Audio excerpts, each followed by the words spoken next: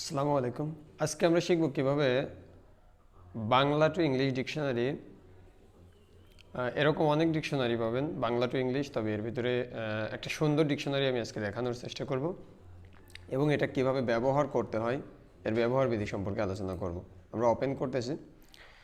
Open করার পর আপনি এটা প্লে স্টোর থেকে ওপেন করার পর ইনস্টল করবেন এবং এভাবে ওপেন করার পর এই পাশে দেখবেন একটা তিনটা দাগ আছে।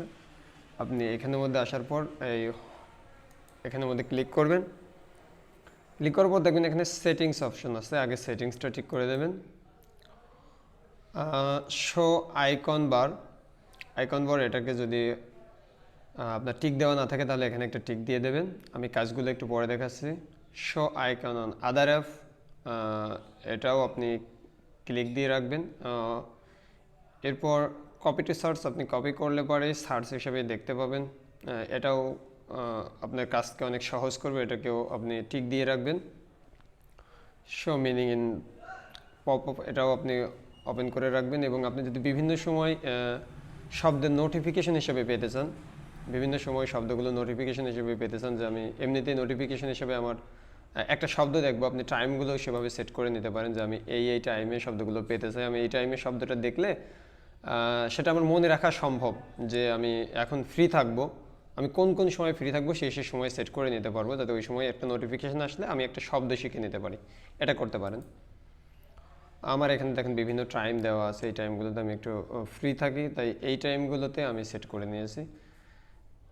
এরপরে একটা শব্দ সার্চ করলে কতগুলো শব্দ দেখাবে আপনি এখানের মধ্যে সেটাও ঠিক করে নিতে পারেন।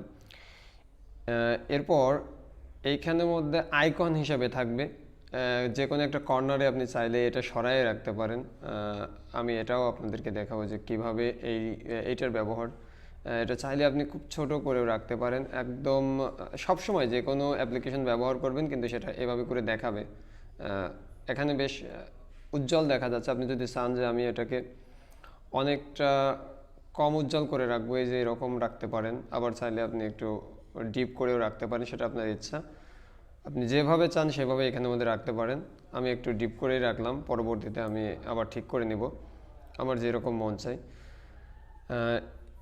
এরপরে আপনি যদি কিউআর করতে চান, ওচিআর করতে চান, ক্যামেরার মধ্য দিয়ে যদি আপনি শব্দটাকে ডিকশনারিতে আনতে চান, তাহলে সেটাও আপনি এখানের মধ্যে ক্লিক দিয়ে রাখবেন, টিক দিয়ে রাখবেন। তাহলে অবশ্যই খুব সহজে আপনি একটা শব্দ কিউআর করে স্ক্যান করে আপনি ডিকশনারিতে নিয়ে নিতে পারবেন।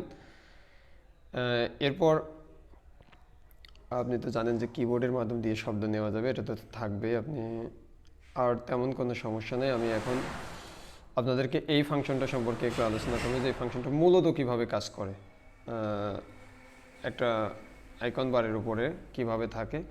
এবং show icon on other app, যেহেতু show icon on other app, অন্য অ্যাপের উপরে এই ডিকশনারিটা থাকবে। দেখেন কীভাবে এটা থাকে।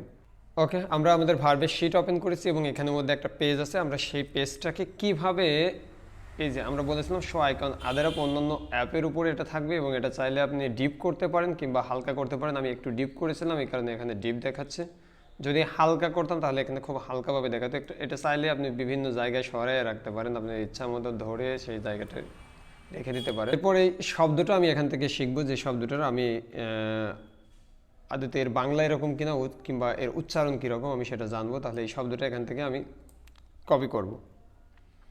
এখানের মধ্যে আমি কপি করলাম। কপি করার পর আমি অন্য কোনো জায়গাতে যাব না, শুধু এখানের মধ্যে আমার অ্যাপ্লিকেশনটা উপরে থাকবে। আমি এখানের মধ্যে জাস্ট ক্লিক করব, শব্দটা চলে আসলো। এখানের মধ্যে উচ্চারণ আছে, আপনি চাইলে উচ্চারণে চাপ দিলে এটা উচ্চারণ করবে। এটা চাইলে এখানের মধ্যে আপনি উচ্চারণ অ্যাড করে নিতে পারেন। এখানে চাপ দিবেন, উচ্চারণ শুনতে পাবেন। আপনি যদি ডিটেলস জানতে চান তাহলে এই শব্দটা এখানের মধ্যে চাপ দিবেন, আপনি ডিটেলস জানতে পারবেন। এই শব্দ সম্পর্কে আপনি এখন পুরোপুরি তথ্য জানতে পারবেন।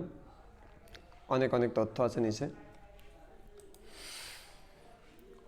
এইভাবে আপনি যে কোনো একটা শব্দ নেবেন এবং সেই শব্দটার যদি উচ্চারণ না পারেন তাহলে ওখান থেকে উচ্চারণ দেখে নেবেন। আপনি কীভাবে আমাদের শিটটা পড়বেন সেটা আলোচনা করা হলো। এর পরবর্তীতে আমরা এই অ্যাপের কীভাবে গেমস খেলতে হয় সেটা নিয়ে আলোচনা করবো ইনশাল্লাহ। আল্লাহ হাফেজ।